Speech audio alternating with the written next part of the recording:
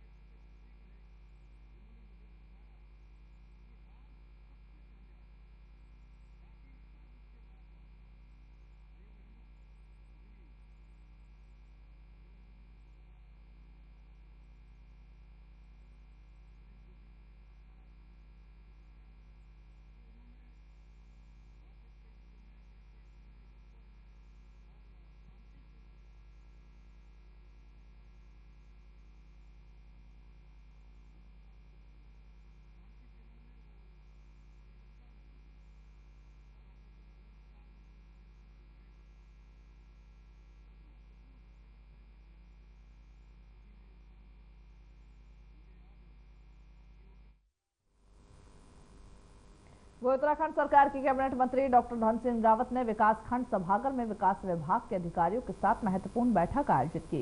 बैठक के दौरान उन्होंने खंड विकास अधिकारियों के निर्देश दिए कि वो काश्तकारों की आमदनी बढ़ाने के लिए समूहों के माध्यम से क्लस्टर आधारित एकीकृत कृषि पर कार्य करें।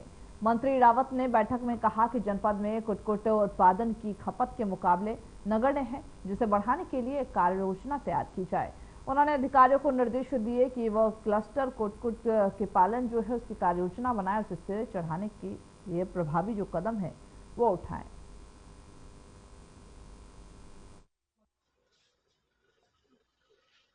विभाग की तरफ से लगभग 15,000 पौधे हाउस लगा रहे हैं। हमने पौड़ी जिले में कहा, आज सीडीओ भी थे, सारे वीडियो भी थे, हमारे कोऑपरेटिव के लोग भी थे, उद्यान के लोग भी थे। हमने कहा कि हर ब्लॉक में 2-2, 3-3 क्लस्टर पे करना है काम, और जितना 80% सब्सिडी उत्तराखंड सरकार दे रही है, और जो सब्सिडी नहीं मिलेगी उसको हम कोऑपरेटिव से उनको 0% पे रेट दे देंगे, ताकि किसानों को कोई दिक्कत ना हो। और ऐसे क्लस्टर को चयनित पर सभी वीडियो लोग करेंगे। और मुझे लगता है कि इससे जो माननीय प्रधानमंत्री जी का सपना है कि किसानों की आय दुगनी हो जाए, हमारे पहाड़ का पलायन हो जाए, उस पर हम बहुत साइंटिफिक मोड पे इस काम को ले जाएंगे। और मुझे लगता है कि कुछ इस बार पौड़ी जिले में वही बागेश्वर के कपकोट में 2 लड़कियों के साथ 4 लड़कों ने मारपीट किया, जिसका वीडियो वायरल हो गया। वही वीडियो वायरल होने के बाद महिला आयोग ने मामले का खुद संज्ञान लिया। आयोग अध्यक्ष कुसुम कर्णवाल ने बागेश्वर के पुलिस अधीक्षक से फोन पर बातचीत की और आरोपियों के खिलाफ सख्त कार्रवाई के निर्देश दिए। बताते ये भी चले कि कपकोट ने चारों ही आरोपियों के खिलाफ केस दर्ज कर लिया। पुलिस ने जानकारी देते हुए आरोपियों का नाम सामने आया है, ये बताया। वही साथ ही साथ आगे की कार्रवाई जारी है। आयोग अध्यक्ष ने निर्देश दिए कि ये नियम वीडियो सोशल मीडिया से तुरंत ही जो वीडियो है वो हट जानी चाहिए, ताकि किशोरियों को भविष्य में पहचान संबंधी परेशानियों का सामना न करना पड़े।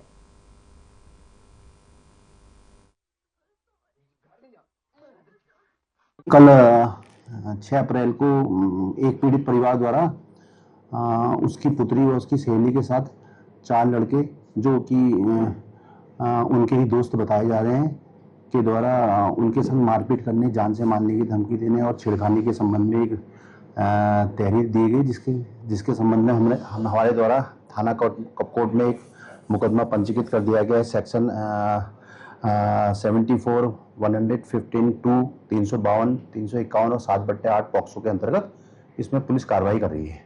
आगे सर कितने अभियुक्तों में पकड़े जाएंगे? इसमें अभी 4 अभियुक्तों का नाम प्रकाश में आया है, इसमें पुलिस कार्रवाई कर रही है।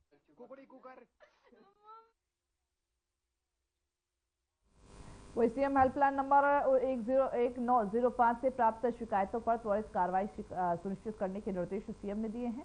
वही साथ ही समय के साथ साथ ये हेल्पलाइन और भी ज्यादा प्रभावी हुई है और इसके माध्यम से हजारों लोगों की समस्याओं का निस्तारण हुआ। दावी ने सोशल मीडिया अकाउंट पर वीडियो शेयर करते हुए कहा कि हमारा ध्येय जनता के बीच रहकर उनकी समस्याओं का निस्तारण और उनके सुझावों के आधार पर सशक्त और समृद्ध उत्तराखंड का निर्माण करना है।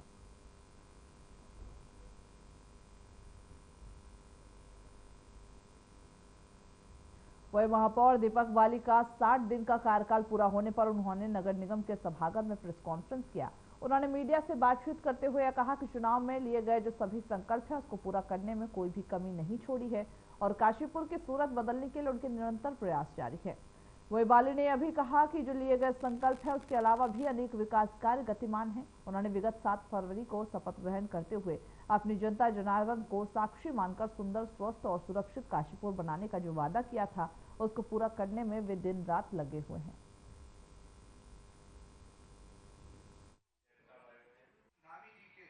जिस वजह से वो लेकर काशीपुर की सम्मानित जनता ने मुझे काशीपुर के नगर निगम के महापौर की कुर्सी पर बैठाया है, तो उनके लिए एक ही लक्ष्य था। काशीपुर की जनता चाहती थी कि यहाँ पर सुचारू रूप से और तेज गति से विकास कार्य हों, और मैं उन्हीं को आगे बढ़ा रहा हूँ। और उसी आदरणीय जनता का जो कहना चाहिए, जिस वजह से उन्होंने बैठाया है, तो निर्माण कार्य, विकास कार्य, उन्हीं पर काम कर रहा हूँ और समर्पित कर रहा हूँ जनता को लगातार। देखिए, आप जानते हैं कि मैं यहाँ पर शिक्षा के क्षेत्र में, स्वास्थ्य के क्षेत्र में, और जब भी कहा कि अतिक्रमण को ख़त्म करने के लिए सबसे ज़रूरी होगा कि उन लोगों के लिए भी योजनाएं बनाई जाएं जो सड़कों के किनारे पर ठेला लगा रहे। मैं उस योजनाओं पर भी काम कर रहा हूँ। और आप जानते हैं कि मेरे द्वारा रखी हुई 11 योजनाओं को माननीय मुख्यमंत्री जी के द्वारा 9 मार्च को काशीपुर की जनता को अपनी घोषणाओं में शामिल किया गया, जिनकी शासकीय स्वीकृति आनी शुरू हो गई है और जल्दी ही आप उनको धरातल पर आते हुए देखेंगे। बहुत ज़्यादा समय बड़ी बड़ी योजना। उत्तराखंड में हर साल 4 धाम यात्रा पर लाखों श्रद्धालु आते हैं। इस बार भी 13 लाख से ज्यादा जो श्रद्धालु है वो ऑनलाइन रजिस्ट्रेशन अभी तक करवा चुके हैं। भाजपा वरिष्ठ नेत्री नेहा जोशी ने कहा कि उत्तराखंड के सभी विभाग 4 धाम यात्रा की तैयारी में जुटे हैं। उन्होंने कहा कि इस ऐतिहासिक यात्रा पर लाखों श्रद्धालु उत्तराखंड आ रहे हैं। इसके साथ ही उन्होंने श्रद्धालुओं से अपील की कि वे साफ सफाई का ध्यान रखें और यात्रा को सुनिश्चित बनाएं। नेहा जोशी ने यह भी बताया कि प्रदेश के मुख्यमंत्री लगातार यात्रा की मॉनिटरिंग कर रहे हैं ताकि स्थानीय लोगों के हित में सुरक्षित रखा जा सके।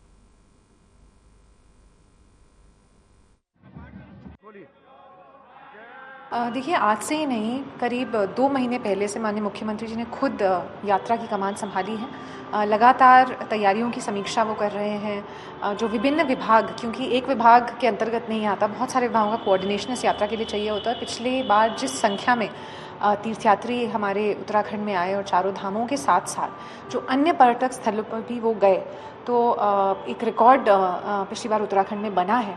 और इस बार भी जो संभावना है कि बड़ी संख्या में यात्री आएंगे, तो उनकी यात्रा कैसे सुगम हो और साथ साथ जो स्थानीय लोगों के हित हैं वो भी दिमाग में रखते हुए मुख्यमंत्री जी एक योजना रचना कर रहे हैं। तो मुझे पूरा विश्वास है कि इस बार भी हमारी यात्रा ऐतिहासिक होगी। और मैं आपके चैनल के माध्यम से सभी उत्तराखंड आने वालों को ये संदेश भी देना चाहूँगी कि आप उत्तराखंड आएँ, मन में आस्था। वही हरिद्वार के श्यामपुर थाना क्षेत्र के गाजीवाली गांव में आज सुबह एक मकान में अचानक हुए तेज धमाके ने पूरे इलाके में सनसनी फैला दिया। धमाका इतना जबरदस्त था कि घर की खिड़कियां और दीवारें भी टूट गई। वो इस धमाके में एक ही परिवार के 4 लोग गंभीर रूप से घायल हो गए हैं, जिन्हें सज्जनपुर स्थित अस्पताल में भर्ती कराया गया। मौके पर पहुंची पुलिस और राहत की टीम ने घटनास्थल को सील कर दिया है। शुरुआती जांच में यह सामने आया कि घर में रखे हुए सिलेंडर और गैस उपकरण सुरक्षित हैं, जिससे गैस लीक या सिलेंडर का कोई भी दोष नहीं पाया गया। SP city Pankaj Gajrola, doctor squad, bomb निरोधक दस्ता और साथ ही फॉरेंसिक टीम मौके पर पहुंचकर जांच कर रहे। धमाके की असली वजह का अभी पता नहीं चल सका है, जिससे कि हरिद्वार जैसे शांत शहर में सुरक्षा व्यवस्था पर सवाल उठ रहे हैं।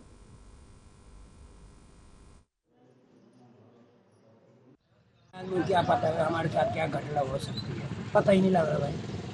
ये तो पता लगाने वाले लगाएंगे क्या हुआ क्या नहीं हुआ। आज मैं स्टूडियो नहीं सोच, मेरे साथ घटना हुआ तो आराम से सोता है। सिलेंडर में कोई मामला नहीं है। सिलेंडर हमने तो घर में तो आवाज बंदर बुंदर है, सोचा हमने बंदर बुंदर आ गया, इसलिए नहीं उठे खड़े। चोट कितने को पहुंची?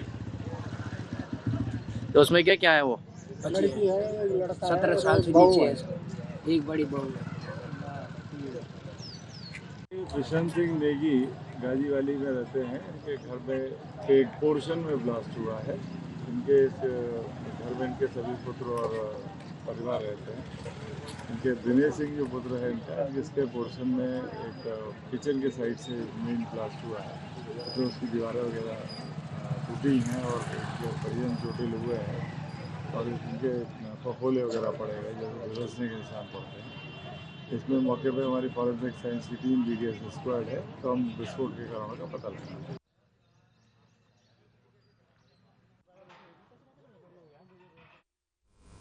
ऋषिकेश के आवास विकास क्षेत्र में 18 वर्षीय छात्रा आस्था चौहान ने संदिग्ध परिस्थितियों में गंगा नदी में छलांग लगा दी।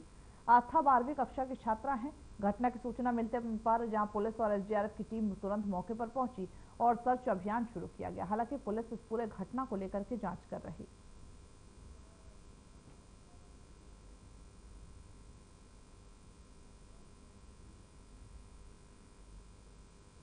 वही रुड़की के एसडीएम चौक पर मुस्लिम समाज के लोगों ने वक्फ बोर्ड बिल को लेकर विरोध प्रदर्शन किया। प्रदर्शनकारियों ने वक्फ बोर्ड के जो लागू होने के लेकर के विरोध प्रदर्शन किया। सरकार से इसे वापस लेने की मांग की। मुस्लिम सेवा संगठन के नेतृत्व में यह प्रदर्शन आयोजित किया गया। प्रदर्शनकारियों का यह आरोप था कि वक्फ बोर्ड बिल मुस्लिम समुदाय के अधिकारों का उल्लंघन करता है और उनके धार्मिक स्थलों के मामलों में हस्तक्षेप करता है। उन्होंने सरकार से इस बिल को रद्द करने की मांग की और इसे मुस्लिम समाज के लिए अन्यायपूर्ण करार दिया। प्रदर्शन के दौरान स्थिति को देखते हुए पुलिस प्रशासन ने भारी सुरक्षा बल तैनात किया। वही एसडीएम चौक पर पुलिस ने कड़े प्रबंधन के बावजूद ही प्रदर्शनकारियों ने अपनी आवाज उठाने में कोई भी कसर नहीं छोड़ी है। जहां वक्फ बोर्ड बिल को लेकर के लगातार जो प्रदर्शन है उसका सिलसिला लगातार जारी है। रुड़की से ये तस्वीरें हम दिखा रहे हैं जहां पर जो मुस्लिम लोग हैं वो प्रदर्शन करते हुए नजर आ रहे हैं। उनका कहना है कि ये हमारे साथ अन्याय है, यानी कि वक्फ बोर्ड बिल जो है वो मुस्लिमों के लिए अन्याय है, इसे वापस लेना चाहिए सरकार को। इसी को लेकर के प्रदर्शन करते हुए नजर आ रहा है। हालांकि पुलिस फोर्स वहां पर मौजूद है और साथ ही साथ इन सभी को समझाने की कोशिश की जा रही, लेकिन इसके बावजूद हर जगह से तस्वीरें देखने को मिल रही है वक्फ बोर्ड बिल पास होने के बाद। दरअसल आपको बता दें कि बीते दिनों ही राज्यसभा लोकसभा में वक्फ बोर्ड बिल को पास किया गया, इसके बाद इसे लागू किया गया, जिसको लेकर के लगातार प्रदर्शन का जो दौर है वो पहले भी जारी था और आने वाले दिनों में भी ये देखा जा रहा है कि जगह जगह पर प्रदर्शन किया जा रहा है। हालांकि उत्तराखंड सरकार ये कहते हुए नजर आ रही है कि वक्फ बोर्ड बिल पास हो चुका है, इसे हम लागू भी करेंगे।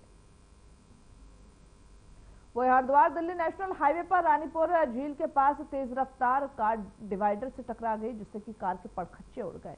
हादसे में सहारनपुर निवासी शगुन अग्रवाल की मौके पर ही मौत हो गई। वही कार में सवार 2 अन्य लोग गंभीर रूप से घायल हो गए, जिन्हें जिला अस्पताल में भर्ती कराया गया। वही बहादुराबाद थाना पुलिस हादसों को लेकर के हादसे के जो कारण है उसकी जांच कर रही।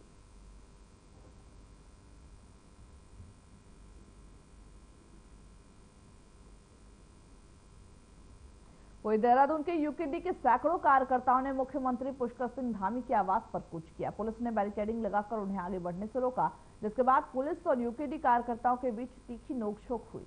कार्यकर्ताओं ने गिरफ्तार किए गए 2 युवा नेता की रिहाई की मांग की, हालांकि देर रात उनकी रिहाई हो गई।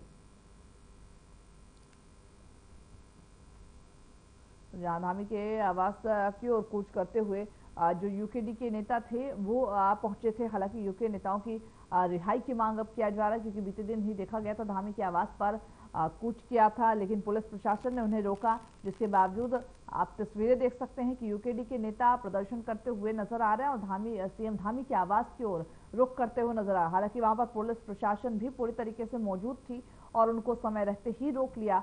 हालांकि इसके बाद उसको गिरफ्तार किया गया यूकेडी नेता को, जिसके बाद उन्हें छोड़ भी दिया गया।